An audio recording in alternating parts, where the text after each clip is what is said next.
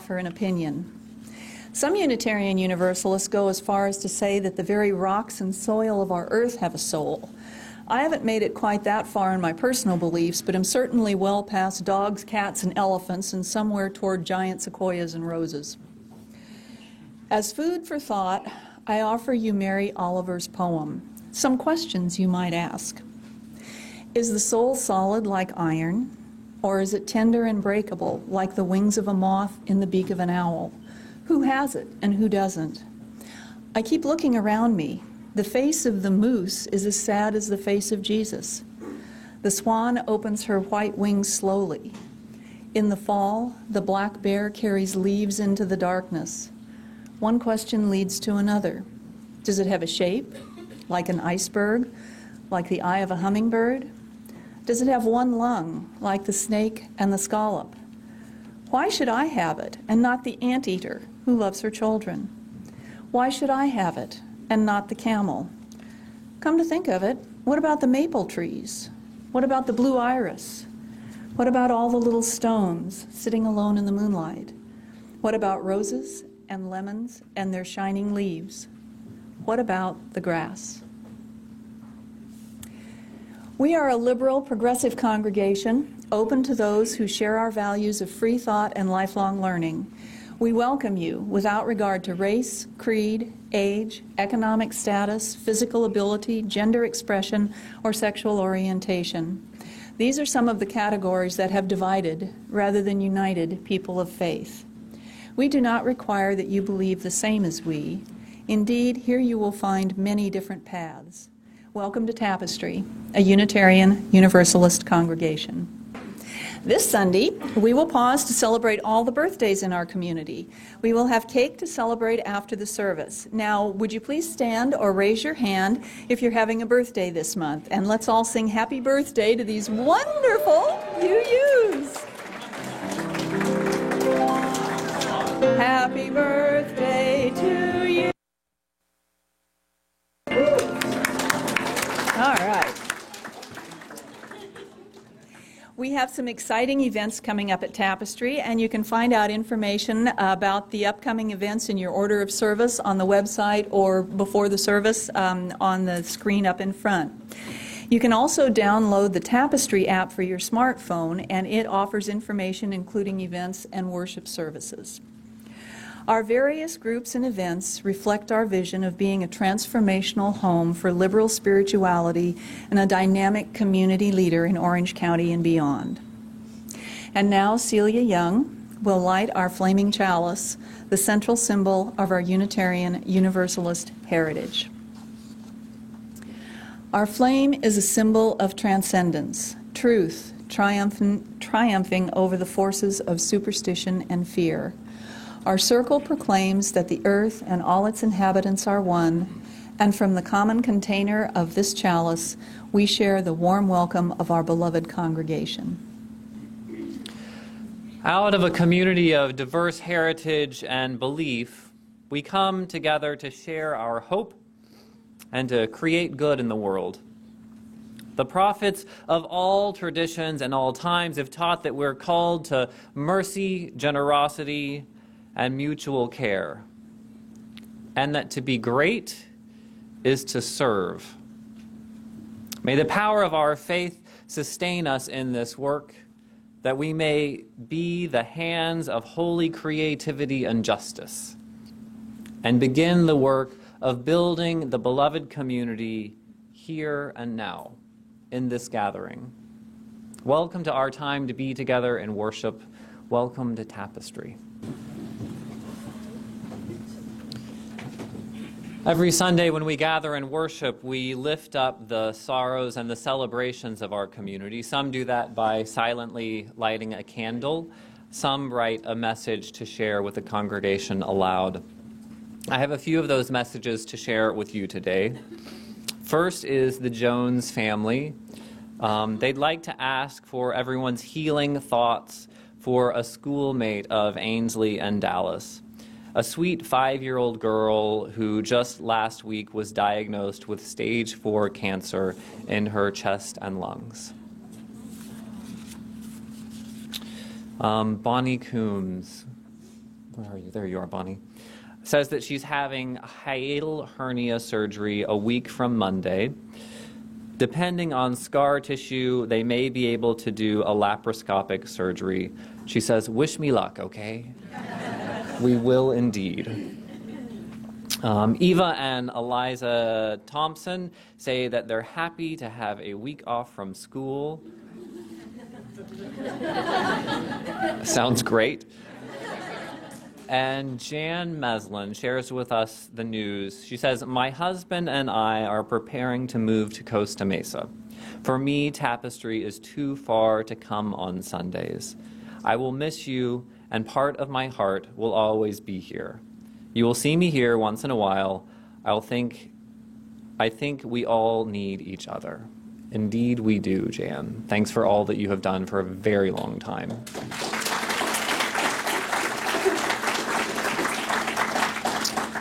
So would you join me now in reading our congregational response? For your joys, we join you in celebration. For your sorrows and concerns, may you feel our compassion. For all that is spoken and unspoken, may the caring of our beloved community sustain you.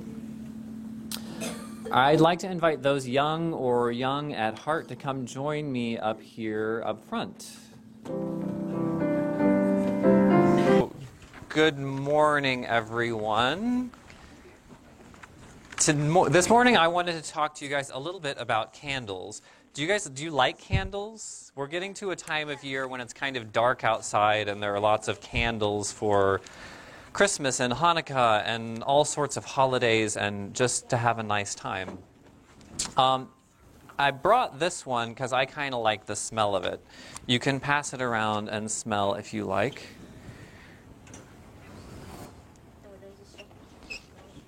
So one of the things that's important about candles that I should mention if I'm going to be talking about them is that they're very pretty, but you probably shouldn't light them unless you have an adult helping you because they're also pretty dangerous. In fact, there's wax all over this room from candle wax that's been spilled over Christmas Eves. So can you pass that candle back up here?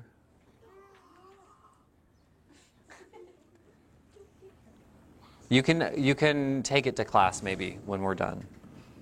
So,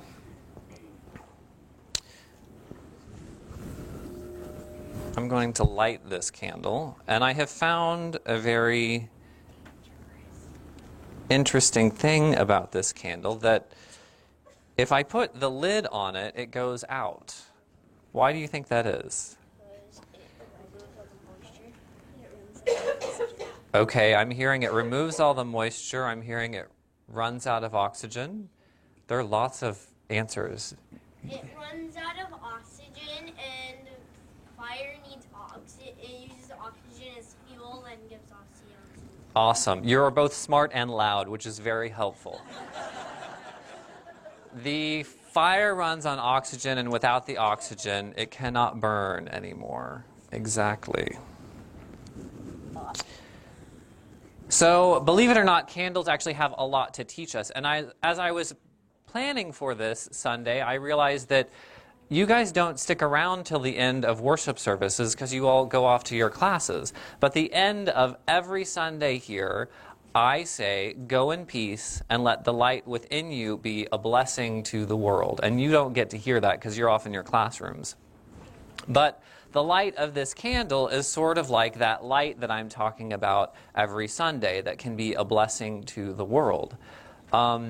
One of the most well-known sayings of Jesus was the idea that you are the light of the world, and he said that no one lights a lamp or a candle, if you will, and covers it up and hides it. That doesn't make any sense. When you light a candle or a lamp, you put it on a stand or a table, somewhere where it can burn bright and do its job. And it seems to me that our candles, our light within, are a little bit the same, right? So if you cover it up, if you cover up your spirit, that excitement, that wonder, that goodness within you, then it can't do its job and be a blessing to the world. It won't shine like our candle did. So I want to invite you all to uncover that light, that soul, and be a blessing to the world here and when we leave this place. So did you guys want to take this very carefully to one of your classrooms and Cherish? Great. That's perfect. Thank you, Cherish. And we will see you guys after the service. Have fun. Namaste.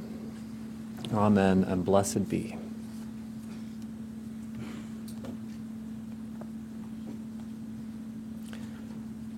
Our theme for worship all this month of November has been Care for the Soul.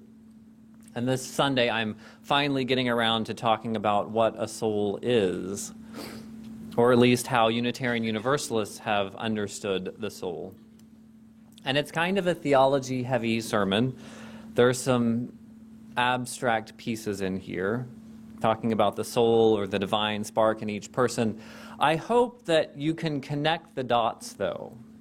I hope that you can translate this into your own lives and daily challenges to recognize the soul of our neighbors, all of our neighbors. Now, don't pass up these ideas as poetry of an old dead guy. Consider how these ideas apply to your life or how they don't apply. How does your life resonate with those commitments?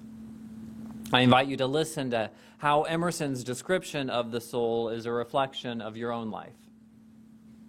Most of this sermon I'm drawing directly from Ralph Waldo Emerson's essay called The Oversoul. We just read a little bit of it in our responsive reading. It's an incredible piece of poetry and theology. And I'm pulling from Emerson not just because he's a recognizable name, although that doesn't hurt, and not just because he's a Unitarian. I like this essay and this description because it makes a whole lot of sense to me. It's amazing to me how relevant his thoughts are for our world today. So in very broad terms, this essay is about the human soul and a unifying divine force that Emerson called the Oversoul. For Emerson, the existence of the soul was self-evident and universal. You could see it in any culture throughout time because it's the soul that's that part of human beings that longs for deeper connection. It's the universal religious impulse, the piece of us that responds with mystery and wonder and awe to the things around us. It's what draws us out of our individual self into broader relationship with the world. For some of you, I imagine the word soul already makes a whole lot of sense. For others of you, you flinch a little bit at the word. I can appreciate that. I find the popular Christian idea of soul a little bit unhelpful. Our thoughts have been so influenced by popular Christian tradition that we think of soul as a sort of ghostly, eternal version of our individual selves. That's not at all what I'm talking about today. In 1841, Emerson wrote about something much more compelling than the way we understand soul in America today. His concept was, believe it or not, really deeply influenced by Eastern religion.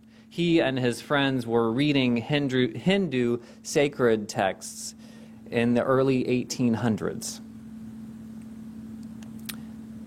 And the influence of the East is nowhere more apparent than in his description of the soul. So for Emerson, the soul is a piece of the divine that is in each person. It's something that's the same in each person. It's part of the same energy that animates the universe. Not a separate personal identity, but the bedrock of everything that connects the rest of creation. For me, that sense of the soul is the anchor of our first principle as Unitarian Universalists, the idea that we affirm the inherent worth and dignity of every person. There's something within everyone, a piece of the sacred that's not earned and can't be removed. It's our birthright, and it's the same in each person. Maybe you're more comfortable with other language. It's a person's humanity or potential or spark or light. Whatever it is that's innate in each person that gives them worth and dignity, recognition of the spark of something is an irreplaceable piece of our ethical commitments as Unitarian Universalists. Whatever you choose to call it. It's not dependent on the individual will or what they do or what they say. It's just there. The hymn that the choir sang last week and we'll sing again in a little bit, Voice Still and Small, is one of my favorite descriptions of that spark. I'm going to read you those lyrics. It says, "Voice still and small, deep inside all, I hear you call, singing. In storm and rain, sorrow and pain, still we'll remain singing. Calming my fears, quenching my tears, through all the years, singing." And the choir is about to do a much prettier version of that. So it was clear to Emerson that we each have a soul, and the next obvious question is, so what? How does this soul affect our individual lives? For Emerson, he drew on Greek philosophy, actually, and it was sort of like that candle that I was talking about with the kids, or Jesus and the lamp that goes on a lampstand. Our great task in our lives is to move beyond focusing our personal ego and the stuff that gets in the way, to let that light within shine out, to not cover it. Our personal ego, all that extra stuff of our identity, our bodies, our achievements, our intellects, even our action towards others, all of that actually impairs us from seeing and experiencing this most important piece of ourselves. Now, we Unitarians have always been in the business of bettering ourselves and bettering society. Sometimes we don't do a very good job of talking about why we're making those efforts. Whether it was access to education or the abolishment of slavery or women's rights or care for the disabled or more recently rights for the LGBT community, we've been there advocating. This sort of advocacy for individuals flourishing is in our DNA. And according to Emerson and our early Unitarians, the goal of those improvement efforts was to liberate the soul, to allow hearts and minds of every individual to flourish into their full potential. It was a religious agenda. Each person has a soul, and that soul is instrumental in the way we develop as individual people. It's also critical in the way we build relationships with each other. Emerson talks quite a bit about these relationships.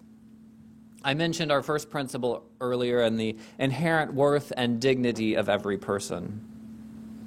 Everyone has this spark within them. Sadly, it's not always easy to see that soul, either because the other person has so much in the way blocking their inner light, or just as likely because we have too much in the way blocking our ability to see it. Does that sound familiar to anyone right now? An inability to see the good that rests in our neighbors' hearts. I can't think of a better description of what has created this political moment and this climate. In so many ways, we've lost our ability to recognize one another's souls. It's happened because we've hidden our own souls. We've so thoroughly wrapped ourselves in political identity and gated communities and fashions and religious identities and political parties, perhaps, and 1,000 other window dressings that no one can see what is really inside anymore. And those same window dressings, our group affiliations, our personal agendas, our high horses, we've accumulated so much identity that we can't see past our own noses to see the soul of people who are different from us. We can't even see their soul, much less embrace them. Emerson believed that the soul in us has an ability to recognize other souls. There's a mutually reinforcing power when people join together in community, or at least when they're brave enough to do it right. Our souls gravitate toward one another and bring one another out of hiding if we allow it, if we encourage it. Being in real community allows us to better bring our true selves into fruition, and it allows us to practice seeing the souls of other people around us. And we need practice. If we do it well and carefully, this is actually one of the most important pieces of our life together as a congregation. We practice showing and seeing souls here in a very safe environment. We practice so that when we leave here, we're a little bit braver with uncovering our own light, and we can look a little bit closer to recognize the souls of other people.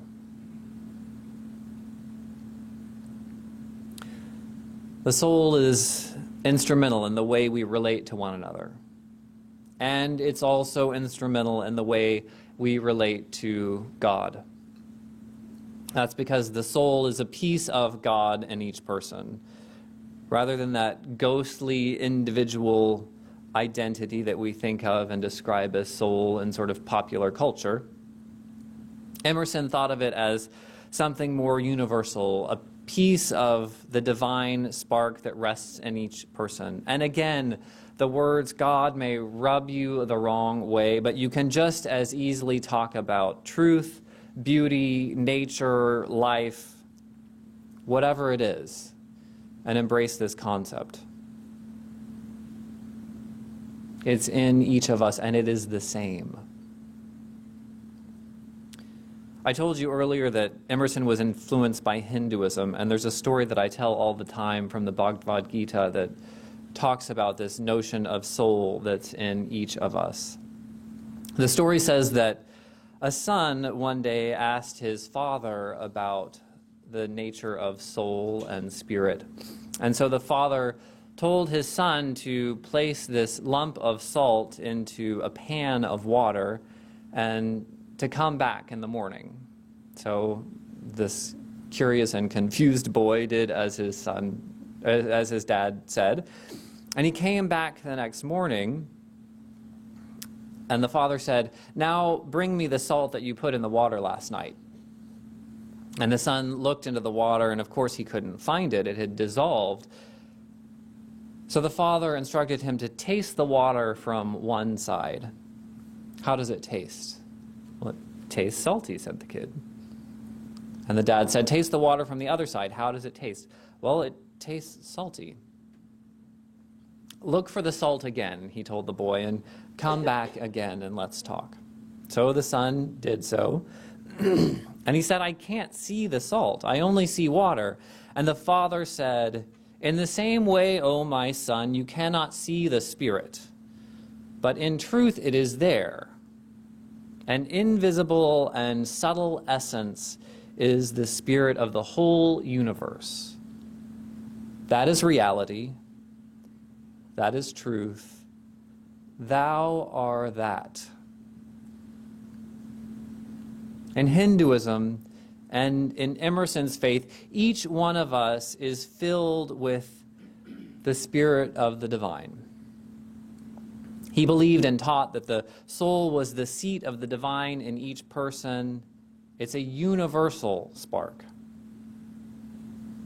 And the same thing in each person. It's part of the wider universe. I think this is where we've gone so wrong in our idea of soul, thinking that it's some perfect, glowing example of our individual personality. The magic isn't our individual personality. The magic is the sameness.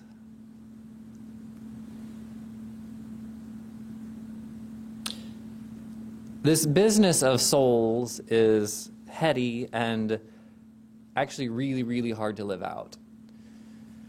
A couple of weeks ago, I was talking about soul force and nonviolence, and I can't remember who it was, but someone after the service said, "I admire your commitment to nonviolence."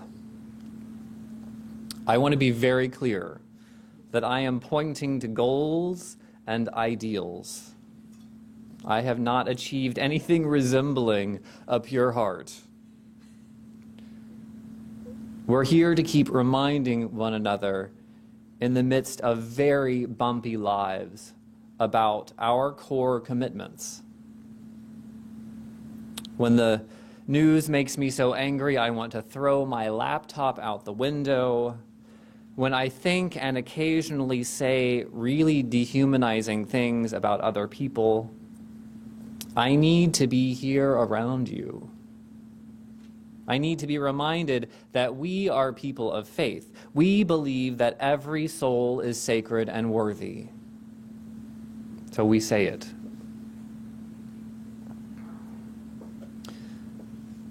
That's a lot of ideas in Emerson's essay. Before I wrap up, I want to boil his oversoul down to a few key points. First and foremost, a light and source of goodness that rests in each one of us. And the greatest task, perhaps, of our lives is letting that light shine. Remember, everyone else shares the same light, whether or not they know it, whether or not you can see it. Everyone else has the same spark within them. And when you're able to connect soul to soul, light to light, with another person, something really magical happens, and the world is enriched. So be brave when you can. Share your light to give other people the courage to do the same thing. And remember that piece of you that feels connected to the world. Emerson called it the soul. You may call it something else. But the piece of you that feels most connected is the foundation for your religious life. Spend some time there in that sense of connection. It holds a whole lot of lessons. Amen. We extinguish this flame, knowing that the light remains in the warmth and compassion of our hearts until we are together again.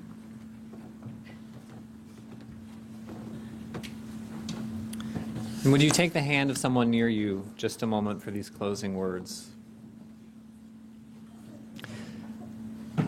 Even when our hearts are broken by our own failure or the failures of others cutting into our lives, even when we've done all that we can and life is still broken, there is a universal love that has never broken faith with us and never will.